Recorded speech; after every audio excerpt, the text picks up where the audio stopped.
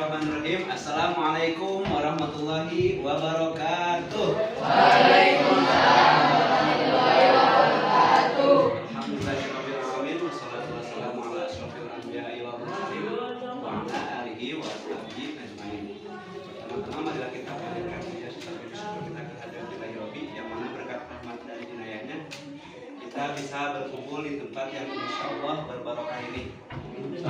Salam mudah-mudahan tetap tercurah limpahkan kepada junjungan alam Nabi besar Nabi Muhammad sallallahu alaihi wasallam. Ayuhat tulab, kaifa halukum jami'an? Nah, kalau misalnya kakak bilang kaifa halukum, kalian jawabnya apa? Alhamdulillah, nanubi. Sekali lagi ya. Ayuhat tulab, kaifa halukum jami'an? Alhamdulillah nahnu biwahid. Naharukum Said. Nah, kalau misalnya jawabnya naharukum, kalau misalnya ada pertanyaan naharukum Said, kalian jawabnya Saidul Mubarak. Nah, kalau misalnya pagi itu Sobahal Khair. Nah, jawabnya Sobahan Nur. Kalau siang biasanya mengucapkan selamat tuh pakai naharukum Said. Nah, jawabnya Saidul Mubarak. Nah, kalau sore pakainya tuh Masaul Khair. Kalian jawabnya masa umur. Kalau malam Lailatukum Sa'idah, kalian jawabnya Sa'idah Mubarak. Gitu ya. Nah sekarang karena siang berarti pakainya Naharukum Said ya. Sekali lagi Naharukum Said. Jawabnya Saidun Mubarak. Sekali lagi ya. Semangat lah. Naharukum Said. Baik, sebelumnya perkenalkan diri terlebih dahulu ya, kakak di sini bernama Ihsanul Rahman. Ihsanul Rahman ya. Asal kakak dari Cicalengka. Tahu? Ada yang orang Cicalengka di sini? Cicalengka ya. Nah, sekarang kesibukan hobi kakak membaca. Masya Allah ya membaca. Dan salah satu buku favorit kakak. Ada yang pernah baca gak Atomic Habits? Kayak James Clear. Nah itu buku favorit kakak ya, Atomic Habits karya James Clear yang menceritakan bahwasanya kebiasaan kecil itu bisa berdampak besar di masa depan. Nah, gitu. Kalau misalnya kita dari sekarang dari kecil membiasakan hal-hal yang positif, hal yang terkecil aja. Nah kalau misalnya kita biasakan terus-menerus, maka nanti kedepannya akan memberikan dampak yang perubahan yang lebih besar. Nah itu hobi kakak membaca dan punya Atomic Habit favorit kakak. Kemudian sekarang kesibukan kakak, yang pertama kakak sekarang lagi studi ya, studi di Universitas Negeri dan mengambil jurusan pendidikan bahasa Arab semester 4. Kemudian kakak juga sekarang lagi kerja juga ya, juga di toko online gitu.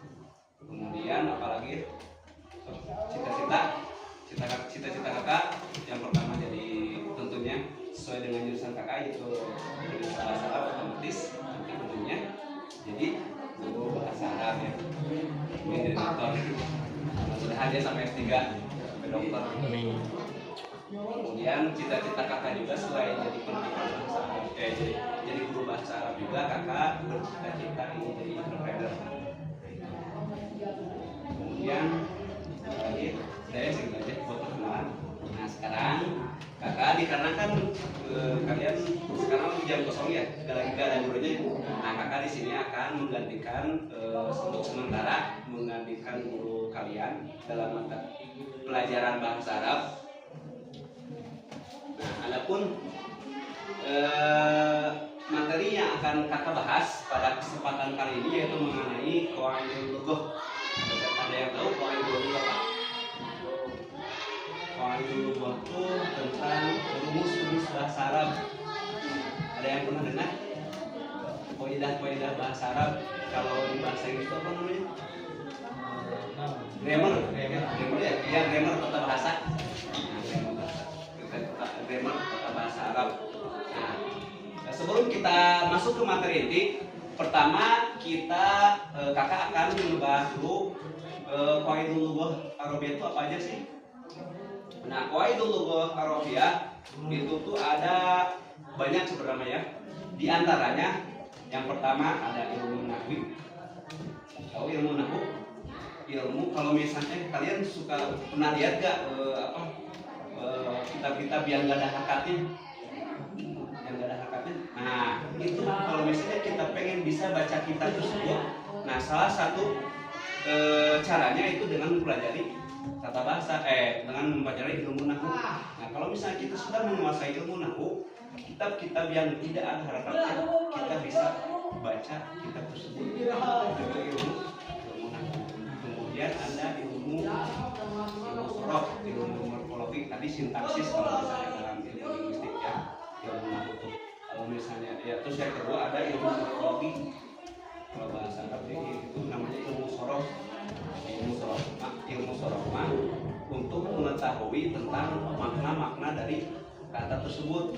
Apakah makna kalimat tersebut tuh sedang, akan, atau perintah. Nah, itu di cara mengetahuinya dengan mempelajari ilmu sorof. Nah, itu kemudian nanti juga ada lagi ilmu balaghah, ilmu balaghah, kemudian ada lagi ilmu mantik, kemudian ada lagi ilmu ma'ani. Pokoknya banyak. Nah, adapun materi yang akan kakak bahas di sini yaitu mengenai ilmu morfologi, yang diantaranya dalam ilmu morfologi itu ada tema tentang fiil madi. Nah, jadi kakak di sini akan menjelaskan mengenai fiil madi. Sekali lagi apa? Fiil madi.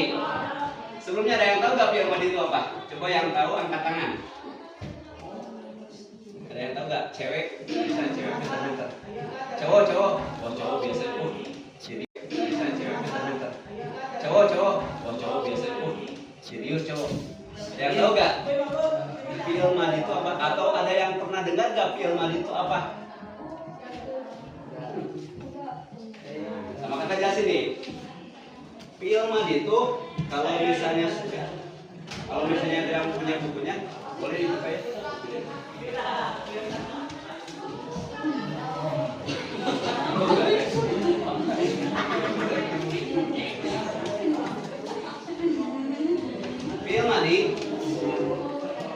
Fiil madi secara bahasa itu kata kerja, sedangkan secara istilah fiil madi itu berarti yang telah lampau atau lewat. Jadi fiil madi adalah kata kerja yang menunjukkan terjadinya suatu pekerjaan atau peristiwa pada waktu lampau.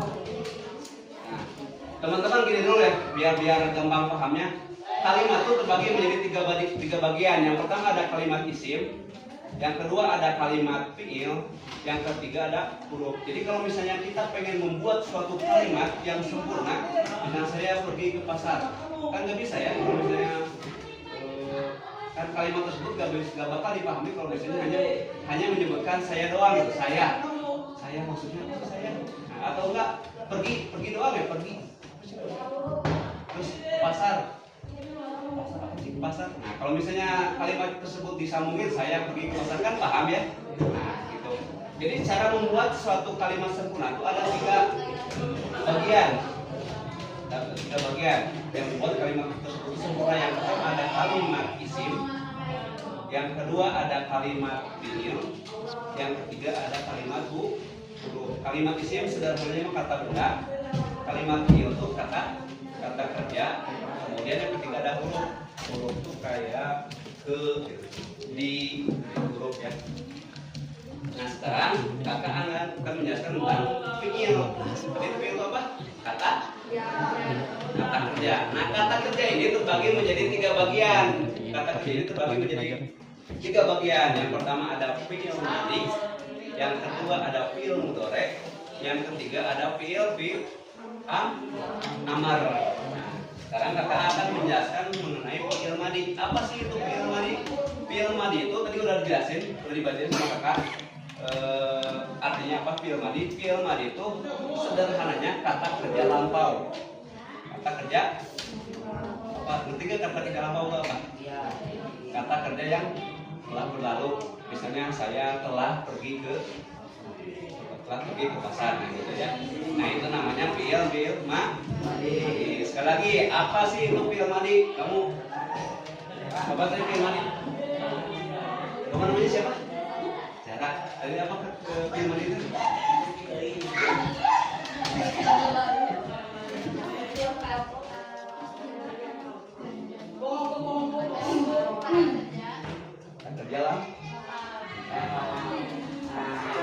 yang lagi nulis. Tadi apa cenah? Apa cenah fi'il madi teh? Kata kerja apa? Kan kata kerja apa? Nah, kata kerja apa? Yang ujung tuh yang ujung. Apa fi'il madi teh tadi? Ya, ya bisa waktu kata kerja yang menunjukkan waktu yang sudah lewat. Itu namanya fi'il madi. Paham ya? Nah, fi'il madi. Jadi sekali lagi fi'il madi itu apa? Kata kerja lampau. Kata kerja lampau. Nah, kemudian contohnya saya lafaz kataba artinya telah menulis. Kemudian contoh yang lain misalnya jalasa telah duduk. Terus apalagi misalnya kataba telah pergi. Pokoknya mah kalimat yang ada setelah-setelahnya itu berarti fi'il madi. Coba kalau misalnya ini misalnya jalasa telah duduk, apa itu kalimatnya? Fi'il madi. Terus kalau foroja telah keluar, apa itu kalimatnya? Fi'il madi. Kalau yakhruju akan keluar, fi'il madi bukan? Karena menunjukkan masa yang akan datang. Yaktubu akan menulis, fi'il madi bukan? Nah, kalau kata yaktubu kata apa? Telah menulis. Berarti kalian udah paham ya apa itu fi'il madi secara definisi, udah paham ya. Jadi fi'il madi itu kalimat yang menunjukkan masa lampau gitu. Nah, kalau misalnya kita pengen lebih paham lagi, kita pakai ciri-ciri. Nah, ciri-ciri fi'il madi itu apa aja sih? Ciri-ciri fi'il madi yang lain tampak pada huruf asli kata kerjanya dan huruf akhirnya selamanya berharakat fathah. Jika berupa fi'il sahih dan tidak bersambung dengan dhamir mutaharrik yang diropakan.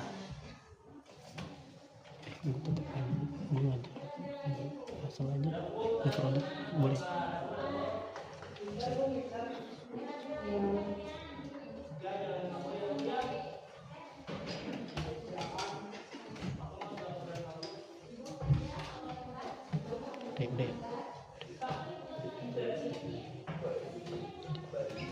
Nah, di antara ciri-ciri fi'il madi itu yang pertama, harakat akhirnya selalu dipatahkan.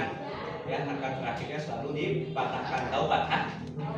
Patah itu jabar, kalau sebenarnya mah jabar ya. Jabar. Ya, patah. Selagi kalimat tersebut tidak dimasuki oleh dhamir jamak, kemudian dhamir mutaharrik marfu, kemudian apa lagi? Yaitu selagi kalimat tersebut tidak dimasuki oleh dhamir jamak dan dhamir mutaharrik marfu, itu namanya fi'il madi. Jadi yang pertama cirinya apa fi'il madi itu? Harakat akhirnya selalu fathah. Nah, contohnya yang tadi seperti apa? Kataba. Terus apa lagi?